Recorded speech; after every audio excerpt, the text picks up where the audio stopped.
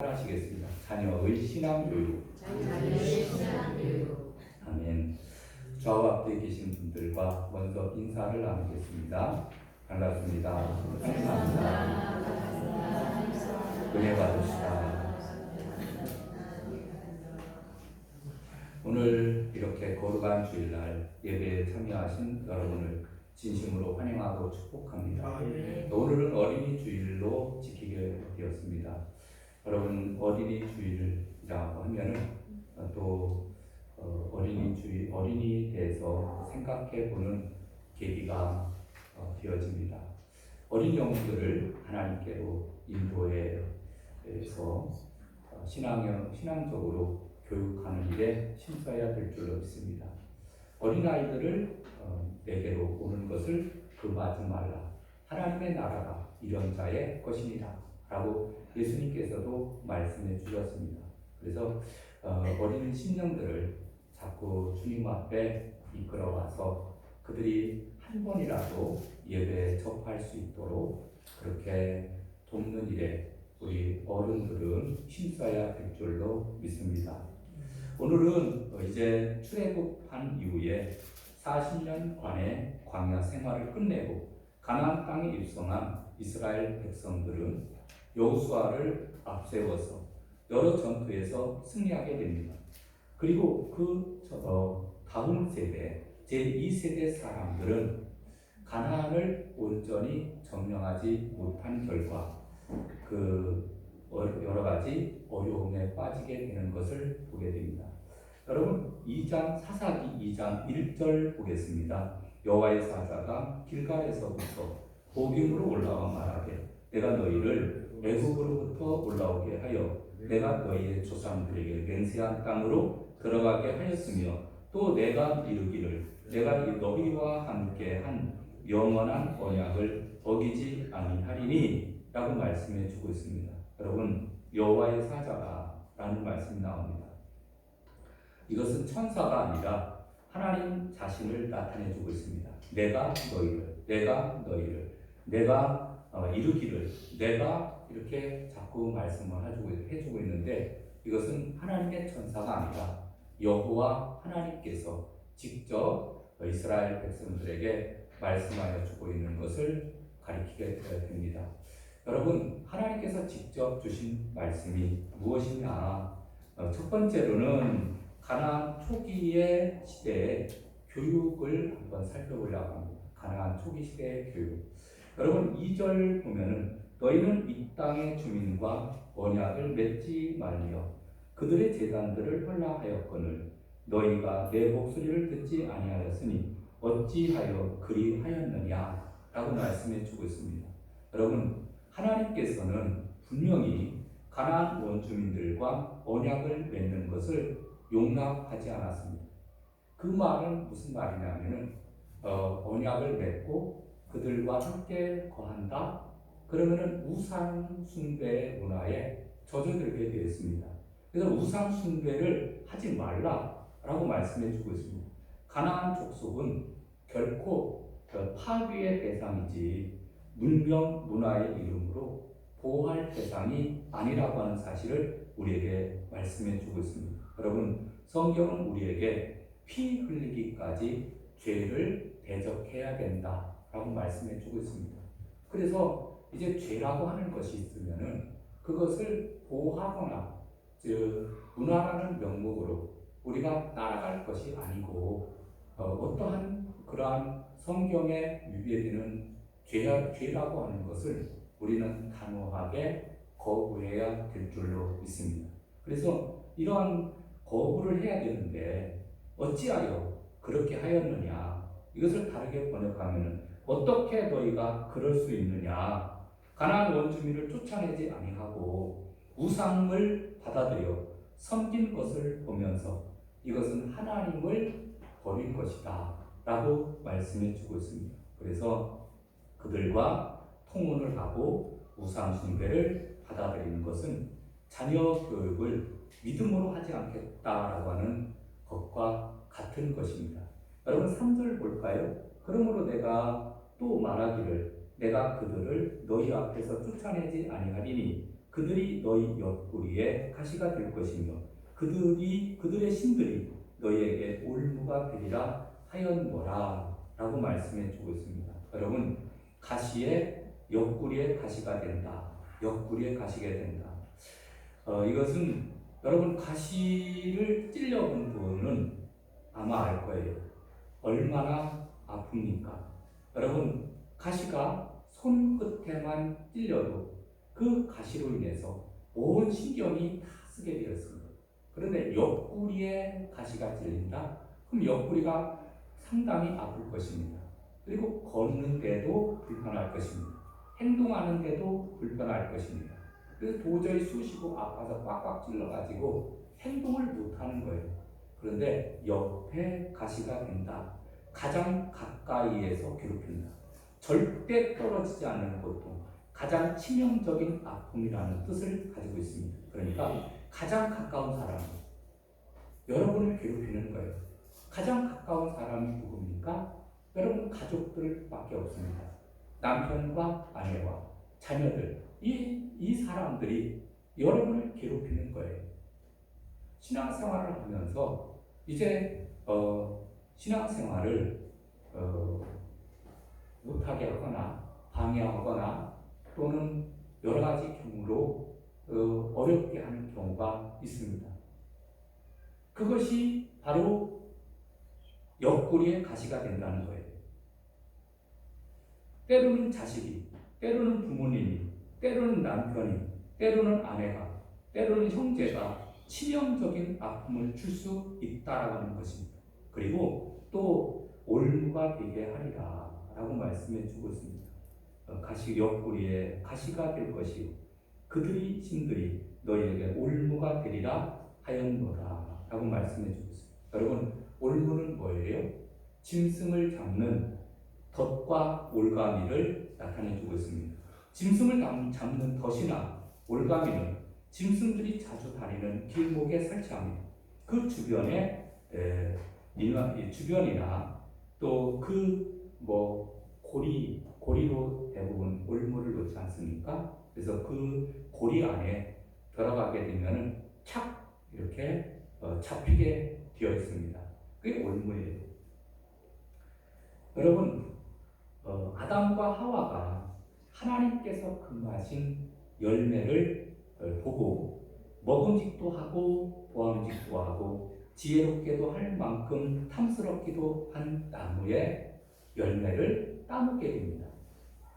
여러분, 이전에는 그 마귀가 와서 꿰기 전에는 선악과를 보고서도 그것은 유혹의 대상이 되지 않았습니다. 보암직도 하고 먹음직도 하고 탐스럽기도 한 나무인지라 이렇게 보지 않았습니다. 그런데 마귀가 와서 꿰는 거예요. 야, 너 저것을 따먹으면 너도 하나님처럼 될까봐 하나님께서 선악과를 따먹지 못하게 하신 거야. 이건 되도 않는 말을 하게 됩니다. 그런데 그 말에 그만 넘어가고 말게 됩니다. 여러분, 피조물은 절대로 하나님이 될 수 없습니다. 피조물은 피조물입니다.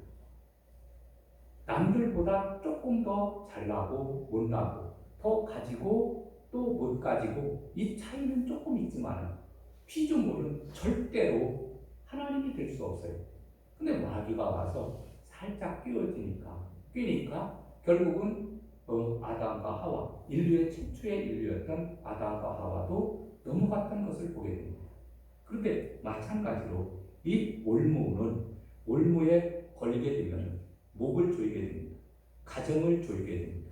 자녀들의 목을 졸라서 죽이는 것이 되어지는 것입니다.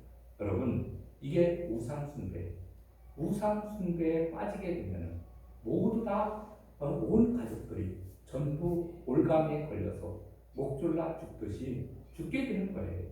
여러분, 4절 말씀 보겠습니다. 여호와의 사자가 이스라엘 모든 자손에게 이 말씀을 이루매 백성이 소리를 높여 운지라 라고 말씀해 주고 있습니다.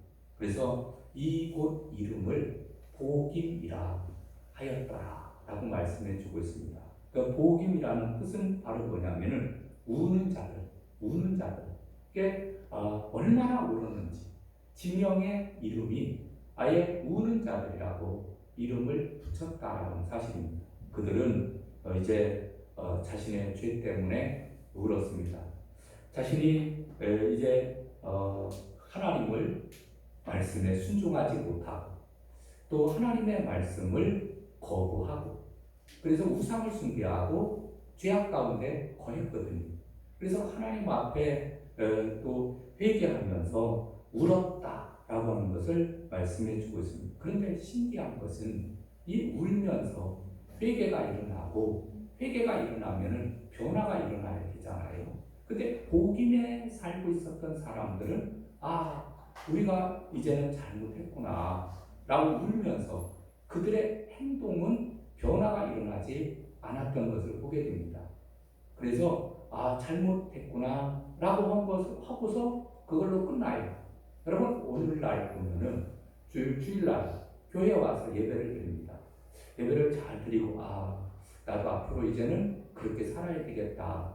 하나님의 말씀을 가까이 하며 더욱더 이제 믿음 생활, 신앙 생활을 잘하며 살아야지. 그리고서 이제는 변화가 일어나야 되잖아요. 변화가 일어나야 되는데 집에 가면은 그것으로 그만 끝나는 거예요. 이제 복음에 살고 있었던 사람과 통통합니다. 변화가 일어나서 뭔가 노력을 하는 삶으로 나가야 되는데 실컷 울어놓고 그 다음에 옛날로 돌아가고 있는 모습을 보게 됩니다. 그래서 안타까운 것을 우리가 보게 됩니다.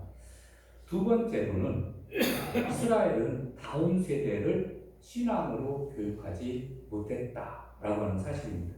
여러분 7절, 5절, 6절, 7절을 보겠습니다. 전에 여호수아가 백성을 보내매 이스라엘 자손이 각기 그들의 기업으로 가서 땅을 차지하였고 백성이 여호수아가 사는 날 동안과 여호수아 뒤에 생존한 장로들 곧 여호와께서 이스라엘을 위하여 행하신 모든 큰 일을 본 자들이 사는 날 동안에 여호와를 섬겼다라고 말씀해 주고 있습니다. 여러분 이제 그 이스라엘 백성들이 여호수아가 사는 날 동안에는 여호와를 잘 섬겼습니다.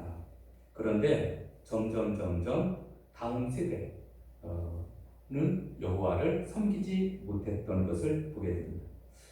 이제 이만하면 됐다라고 하는 현실 만족에 빠져서 이제 모험과 희생을 거부하는 사태가 일어났습니다.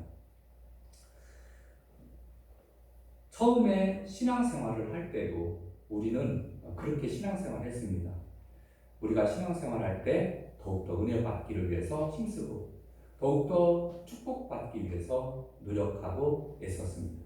그런데 하나님의 축복이 이제 어느 정도 임하게 되자 이제 이만큼 하면은 나는 만족한다 라고 하는 그러한 신앙을 갖게 됩니다.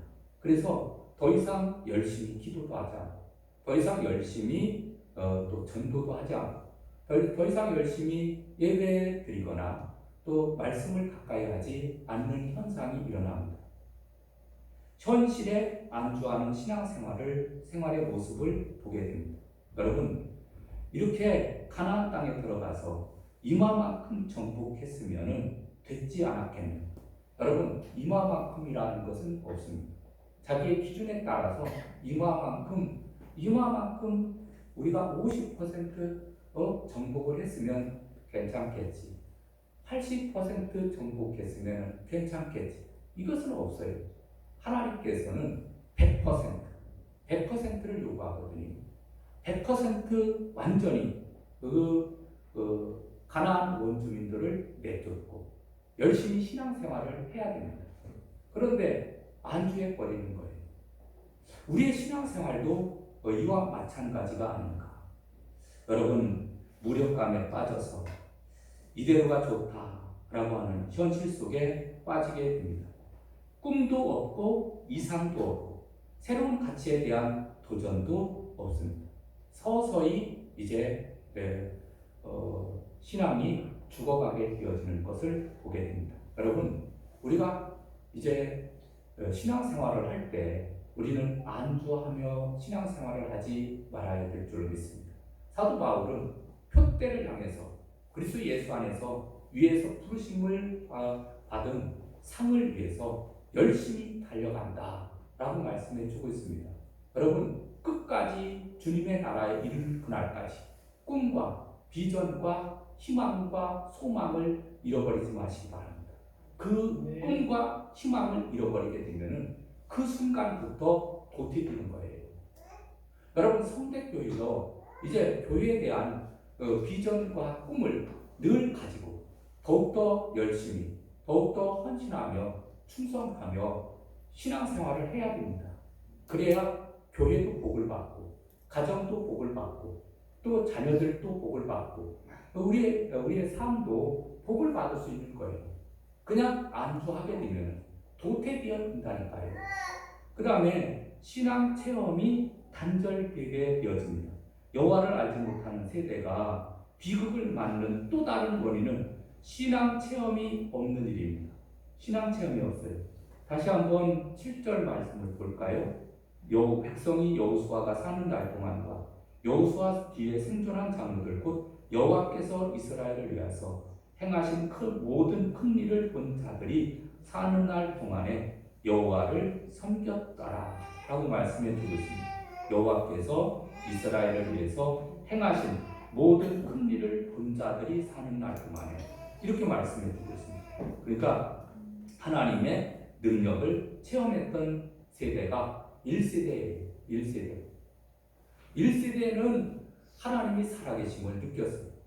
하나님이 어떻게 살아계시냐면 시퍼렇게 살아계셔서 우리와 함께 하시는 분이다. 정말로 살아계시는 하나님. 여러분, 우리는 지금 하나님께서 늘 우리와 함께 하고 계신다라고 하는 것을 우리가 말씀하고 있습니다. 그러므로 너희는 가서 모든 민족을 제자로 삼아 아버지와 아들과 성령의 이름으로 세례를 주고 내가 너희에게 분부한 모든 것을 가르쳐 지키게 하라. 볼지어다 세상 끝날까지 내가 너희와 함께 있으리라 하시니라. 아멘. 하나님께서 함께 하신다 분명히 말씀해 주셨어요. 그러니까 지금 우리는 하나님과 함께하는 신앙생활을 하고 있는 거예요. 보혜사 성령을 통해서 늘 우리와 함께하고 있는 것입니다. 그런데 하나님께서 함께하고 계시는 것을 느끼는 성도들이 있고 느끼지 못하는 성도들이 있습니다. 느끼지 못하는 성도들은 기도와 말씀을 이제 약간 소홀히 하는 성도들이에요. 그런데 이 느끼는 성도들은 어떤 성도들이냐면 기도와 말씀에 전적으로 전념하는 성도들입니다. 그런 성도들은 지금도 하나님이 함께하고 계심을 느끼게 됩니다. 엊그저께 간증을 들었습니다. 어떤 성도가 급한 일이 있어서 하나님 앞에 간절히 간구했어요. 그런데 금요일인데 자기도 모르게 그냥 계속 기도를 하다가 보니까 1시간, 2시간 지났는데 그 지난 것도 모르고 계속 기도하게 된 거예요. 감사를 기도를 드리고 하나님 문제를 놓고 기도를 하고 근데 간절히 기도하다 보니까 하나님을 만난 거예요. 그전에는 피상적으로 신앙생활을 하다가 하나님을 만나니까 너무 기쁜 거예요. 하나님이 정말로 살아계시구나. 하나님이 정말로 살아계시는 것이 느껴지게 되니까 온 세상을 다 가진 것처럼 기뻐하며 즐거워하는 모습을 봤습니다. 여러분, 하나님께서 지금도 살아계십니다. 근데 그 신앙을 이제 1세대만 느끼고 체험하는 것이 아니라 그 신앙을 다음 세대에도 전해줘야 됩니다. 나는 이렇게 신앙생활을 했고 내가 하나님께서 이렇게 역사하시는 것을 내가 친히 봤다. 그러니까 너희들도 자녀들에게 너희들도 신앙생활을 해보다 보면은 이런 하나님을 만나게 될 것이다. 같이 기도하고 같이 그들과 말씀을 보면서 여러분 더욱더 다음 세대에 우리가 힘을 써서 노력해야 될 줄로 믿습니다. 은혜가 하는 일에 힘써야 돼요. 여러분 우리의 소망은 무엇입니까? 우리의 소망은 자녀들이 이제 우리는 다 늙었어요. 이제는 우리는 할 만큼 했습니다. 그러면 다음 세대의 사람들이 계속해서 신앙생활을 잘 할 수 있도록 만들어줘야 돼요. 그 일을 나이가 들어서도 끊임없이 해야 됩니다.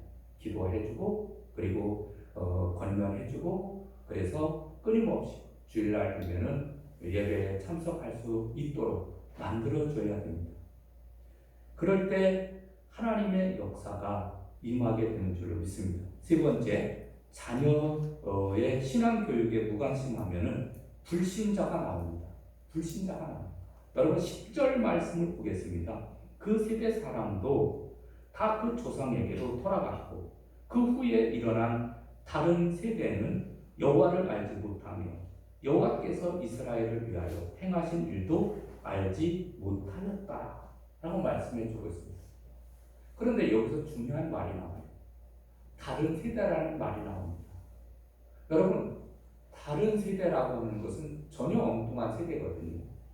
우리는 다음 세대, 우리의 자녀들이, 우리의 후손들이 계속해서 대를 이어서 신앙생활을 이어가야 될 줄로 믿습니다. 그런데 다른 세대라고 하는 것은 어떤 세대냐면은 우상을 숭배하는 세대예요. 하나님을 섬겨야 되는데 하나님을 섬기지 않고 우상을 숭배하는 세대가 된 거예요.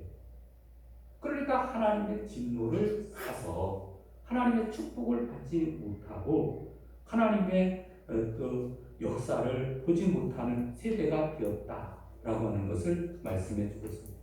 호주에서 목회를 하시는 목사님이 계십니다. 호주의 큰 도시마다 중심부에 가면 아주 큰 큰 교회들이 잘 세워져 있습니다. 어떤 교회는 대리석으로 스테인글라스에 화려하고 멋지게 지어진 교회 건물들도 있다고 합니다. 그런데 이제는 그런 교회들이 술집이나 상가로 팔리고 있다고 하는 거예요. 부모님들은 열심히 교회에 나가는데 자녀들은 가끔 교회에 나갑니다. 교회가 앞으로 이렇게 되니까 교회가 문을 닫을 수밖에 없는 거예요. 성도들을 보니까 젊은이들이 몇 명 보이는데 대부분 60세 이상의 노인이에요. 여러분 미국 교회도 그렇고 호주 교회도 그렇고 한국 교회도 그렇습니다. 이제 우리나라도 큰 교회임에도 불구하고 주일학교가 거의 없어지고 있습니다. 중요한 사항은 젊은 청년들이 있기는 한데 수요 예배는 거의 참석을 안 합니다. 새벽 기도는 전멸입니다. 기도하는 세대가 없고 말씀을 사모하는 젊은 세대가 없습니다. 아주 극소수이고 그것도 아주 은혜를 충만히 받은 사람들만 참여하게 되어 있습니다. 여러분, 부모님들은 이제 자녀들에게 목숨을 걸고 신앙 교육을 시키지 않으면 이제 문제가 생긴다라고 하는 것을 우리는 염두에 둬야 됩니다. 부모들은 신앙생활을 열심히 합니다. 하나님도 만났고 하나님께서 주신 축복도 체험했고 하나님의 살아계심도 체험했기 때문에 신앙생활을 기쁨과 즐거움으로 안 할 수가 없습니다. 그런데 다음 세대는 어떠냐 이거죠. 자녀들은 어떠냐? 자녀들은 그렇지 않습니다. 여러분 2015년 리비아의 한 해변에서 IS에 참수를 당한 21명의 이집트 기독교인들이 있었습니다. 이슬람 종교가 판을 치고 있는 이집트에서 2000년 동안 기독교 신앙을 이어온 자들입니다. 이집트 기독교인들은 우리 개신교와는 조금 다릅니다. 카톨릭 교회와도 다릅니다. 이집트 기독교인들은 콥티 교회라고 부릅니다. 콥틱 교회는 마가복음을 쓴 마가라는 사람이 전도해서 이집트의 교회를 세우게 됩니다. 그 전통을 2000년 동안 지켜온 사람들입니다. 그래서 이 이슬람 국가에서 이집트에서 인구의 10%를 차지하고 있는 것이 콥틱 교회라고 하는 사실입니다. 그런데 이들은 왜 참수당했느냐면 이슬람으로 개종하기를 거부했다 해서 결국은 참수당했습니다. 그리고 순교한 사람들의 마을을 방문하게 되었는데 그곳에서 놀라운 광경을 발견하게 됩니다.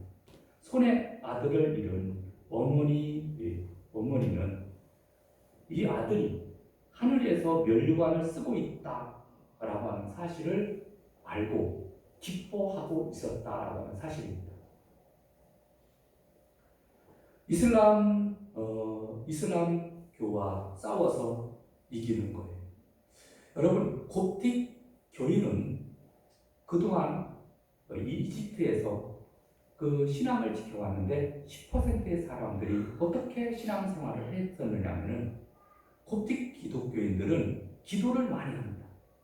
일주일 내내 기도하며 교회에서는 매일 성찬 예배를 드립니다. 아이들은 태어나면서부터 신앙을 전수받습니다. 어릴 때부터 당당하게 신앙인으로 살도록 교육을 받습니다. 이집트 전역에 흩어져 있는 수도원은 살아있는 신앙 학교입니다. 콥틱이라고 하는 그러한 그 교회는 바로 예수님을 믿는 신앙인들로 가득 차 있습니다. 예수님 감사합니다. 예수님 도와주세요. 예수님 하면서 그들은 신앙생활을 하고 있습니다.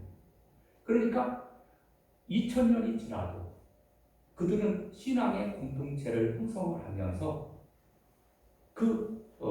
이슬람권 90%가 이슬람권.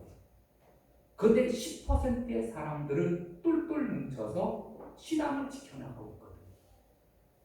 그 비결이 바로 뭐냐면은 끊임없는 기도예요. 하루 종일 기도하기도 합니다. 그들은 자녀들을 신앙으로 교육시키고 있습니다. 그래서 다음 때에도 계속해서 그 자녀들에게도 신앙이 전수되어서 2000년을 우리가 살면서 그들의 신앙을 잃어버리지 않았다는 거예요. 여러분, 이것은 매우 중요한 한 가지를 우리에게 시사해 주고 있습니다. 여러분, 우리들도 어떻게 보면은 이제 우리 세대가 지나면 이제 다음 세대에는 우리 교회가 살아남아 있을는지 아니면 형체도 없이 사라질는지 아무도 모릅니다. 그것은 내일은 알 수 없기 때문에. 그러나 우리 신앙을 바르게 전수해 주게 되면 이 자녀들이 이제 몸된 교회를 더 아름답게 부흥시키고 성장시켜 갈 줄로 믿습니다. 우리가 해야 될 일은 우리의 시대에는 열심히 자녀들을 신앙으로 교육해야 됩니다. 어린이 주일을 맞이해서 자녀의 신앙을 다시 한번 돌이켜봅시다. 자녀들이 오늘 예배에 참석을 했는지, 참석을 안 했는지, 우리 자녀들을 늘 기억하면서 기도할 수 있는 저와 여러분 되시기를 주님의 이름으로 축원합니다. 아멘. 찬양 드리고 기도하겠습니다. 570장 드리겠습니다. 주는 나를 기르시는 목자요.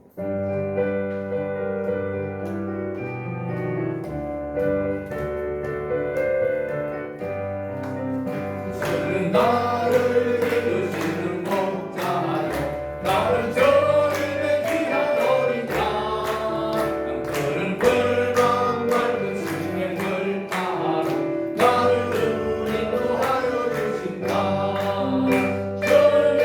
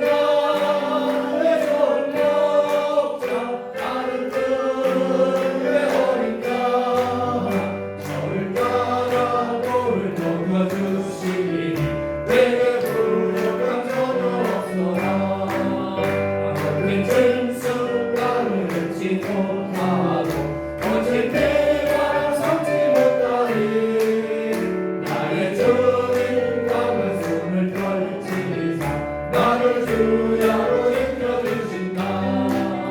저녁 날에서는 먹자 나는 그때 어린 양 저를 따라 꼴을 먹여주시니 내게 부족한 선이 없소라.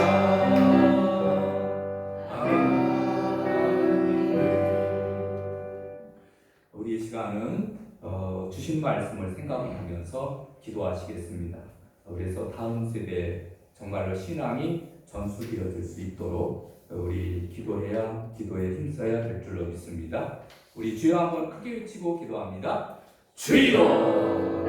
할렐루야. 사랑이 많으신 아버지 하나님, 주를 좋아하니 감사를 드립니다.